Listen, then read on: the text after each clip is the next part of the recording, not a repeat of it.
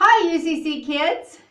We're back with another lesson for Flow for May 6th or whenever you get a chance to watch this video. I'm Pastor Tammy and Becky is behind the camera, so we want to say thank you to Becky. Well, have you ever thought about this?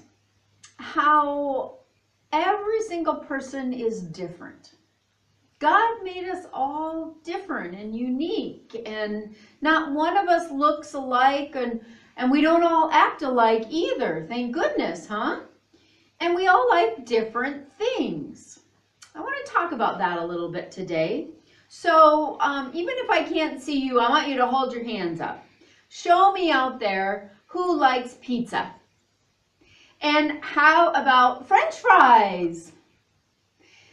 How many of you like broccoli? Oh, I know there's a couple of you that like broccoli. And how about ice cream? I'll bet everybody has their hand up for that one. Well, we all like to eat different things, and we're all good at different things. So, who is good at sports out there? And who likes to dance? How about anyone good at math? Yeah, I know, I'm talking about school again. Any of you good at drawing or coloring? Are you an artist? How about anyone good at singing? Yeah, so there are many different things that we're good at it, that we like to do and that we enjoy. God likes us to be different. God is interested in what we like and what we like to do. So I'm wondering, think with me, what do you want to be when you grow up? I bet you've been asked that question before. But what do you think? Let's see. Are you thinking maybe I want to be a farmer? Or maybe I want to travel the world and climb mountains? Maybe. Any of you interested in being a doctor or a nurse or a veterinarian? How about someone who cuts and fixes hair? I could use one of those people right now. How many of you would like to be a race car driver? Ooh, sounds scary to me. Or how about a teacher? Or someone who works on the computer? We have so many choices and there are so many possibilities that we can dream about. And God cares about what we do in the future and what sort of jobs we'll do. Well, do any of you want to be a fisher person? Like a fisherman or woman? Well, today we're going to read a story from the Bible about the day Jesus went fishing with some fishermen and how that changed their lives for the rest of their days. So listen to the story now. The disciples. Jesus told everyone he met, "Repent, stop the bad things you are doing, and start doing good." One day Jesus was at the seashore, and a crowd gathered to listen to hear what he had to say. Jesus hopped into a fishing boat so more people could hear and see him. "Thanks for letting me use your boat," Jesus said. Then he said to the fishing brothers, Simon and Andrew, "I want to thank you with lots of fish. Throw out your nets." "We'll try," they sighed. Simon and Andrew put their nets into the water. "But we fished all night and caught absolutely nothing," they explained to Jesus. Suddenly, they felt their nets tug. They were overflowing with fish. Rip, pop, snap! The nets were so full that they were breaking. The brothers pulled in so many fish that the boat started to sink. "Help!" they called to their friends in another boat. "We have too many fish." James and John rushed to the rescue. The weight of the fish almost took their boat under too. They knew that their new friend Jesus must be someone special. He was the one who told them to catch those fish. "Hey, Simon and Andrew. Hey, James and John. Follow me," Jesus called to them. "Let's catch people instead of fish." Splish! The two sets of brothers dropped their nets into the sea. They were not fishermen anymore. Now they were disciples. Now they would follow Jesus. Well, that's kind of a neat story about how Jesus called his first disciples, and they were fishermen. So, how many of you have gone fishing? Have you caught one fish? Anyone out there caught 5 fish? Or 10 fish? How about this size fish? Or was it this size fish? Well, I think we can tell lots of fish stories about the fish that we've caught. But I want to talk about that story a little bit. And here I have just a fun little fish that I have at my house. It's supposed to be a replica of a blue whale. And you can see here that there's a fish on the wall. So Jesus met 3 fishermen. These were real fishermen. I mean, they ate fish for breakfast. They had fish again for lunch. And what do you think they ate for supper? Probably fish again. These were people who knew how to go fishing for a living. And they had a very useful skill. And Jesus thought to himself, fishing, I could use that skill. So Jesus invited them to come and follow him. And what did he ask them to do? He said, follow me. Let's catch people instead of fish. Let's catch people instead of fish. So he was going to use their skills in fishing to help him draw people to him and his way of living and his dedication and love for God. Well, hey, follow me. I want to show you something else.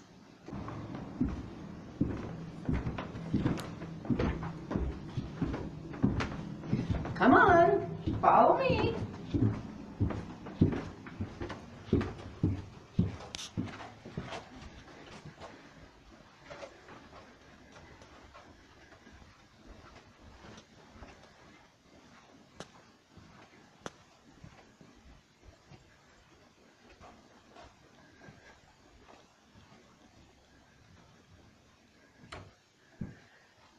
Well, hey, thanks for following me back down into the basement of the church.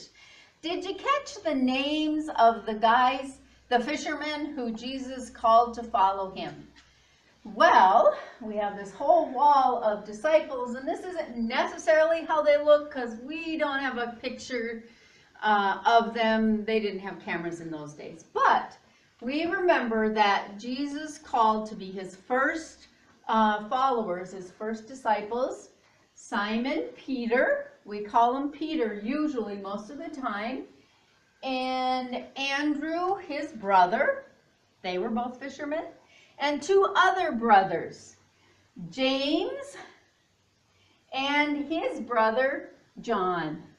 So 2 sets of brothers followed Jesus, and it changed their lives forever.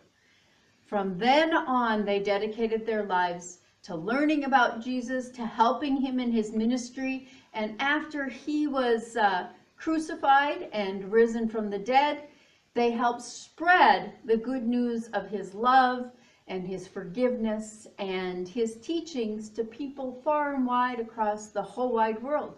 In fact, because of their work, you and I heard about Jesus, and it's been 2,000 years, but their dedication to spreading the gospel passed from one person to the next until finally your ancestors and mine had faith and learned about Jesus and dedicated their lives to serving him. Okay.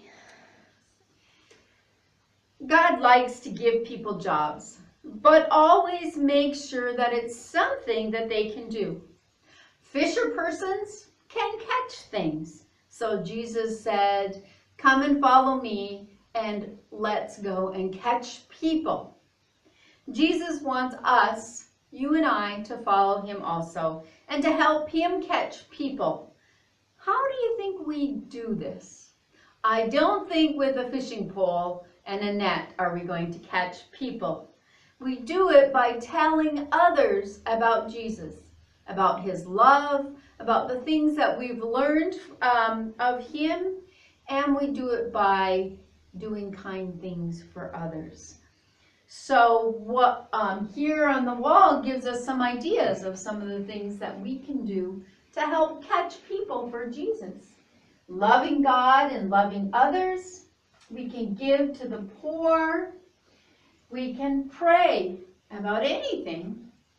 We can tell others about Jesus. And we can be kind to everyone. So, your assignment this week is I want you to think of special ways that you can be extra kind to someone this week, or lots of people this week. So that can be like a sister or brother or your parents. I don't know if you're seeing friends, but if you are, or grandparents far away, or whoever, the neighbor lady, maybe you have someone elderly living in your neighborhood. How can you be kind? Sharing that love of Jesus through a kind act or a kind word. And then I want you to, on this Facebook page, click comment. And then I want you to write in there what you have done to show Jesus' kindness to others. Okay, so on the Facebook page, you just push that little button that says comment, and it allows you to type in how you are being kind to others, sharing Jesus' love with others. Let's all be kind. It makes the world so much better place.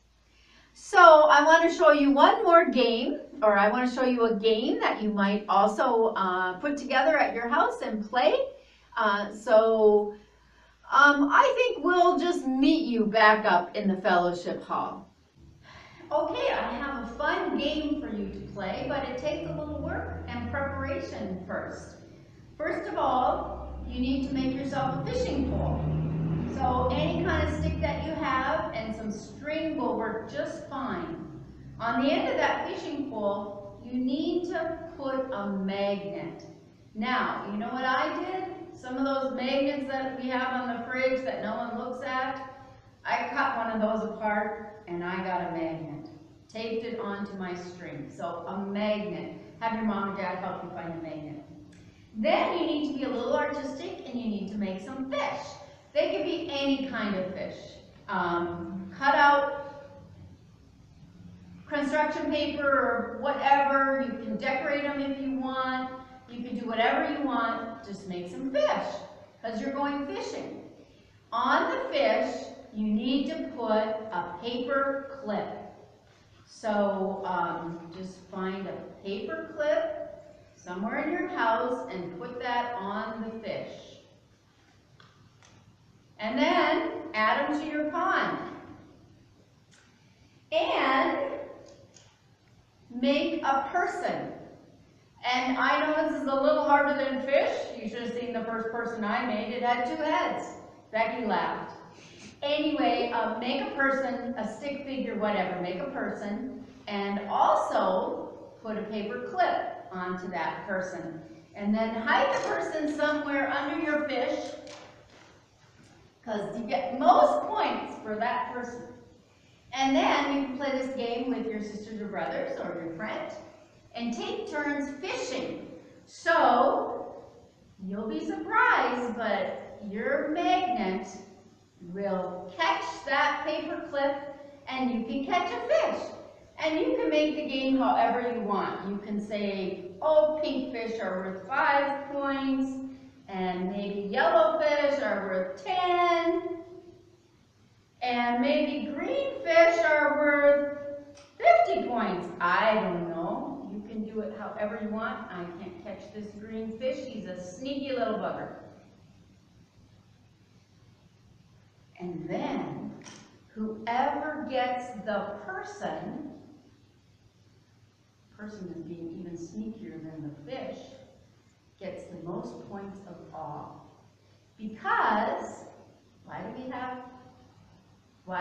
a person? I'm going to cheat. Why do we have a person with our fish? Because we remember in our story that Jesus called fishermen to help him catch people for God. And we continue to be like those fishermen, those first disciples. We're called to show God's love to others so that they might come to know Jesus too. Just like we do. Just like we have Jesus in our hearts. Let's close in the Lord's Prayer. Our Father, who art in heaven, hallowed be thy name. Thy kingdom come, thy will be done, on earth as it is in heaven. Give us this day our daily bread, and forgive us our debts, as we forgive our debtors. Lead us not into temptation, but deliver us from evil. For thine is the kingdom and the power and the glory forever and ever. Amen. Hey, thank you so much, kids and parents, for sending in your recitation parts. Just wait till you see Sunday service online. Be sure and tell your parents that you've got to find this service on Sunday online because you are in it. It's our Children's Sunday. It is so much fun. It was just delightful to see all of your little videos and to see your faces again and to hear your voices because we miss you so much. So watch Children's Sunday this Sunday, May 10th. We miss you. We love you. God loves you. Be kind to each other this week and tell us how you do it. Bye.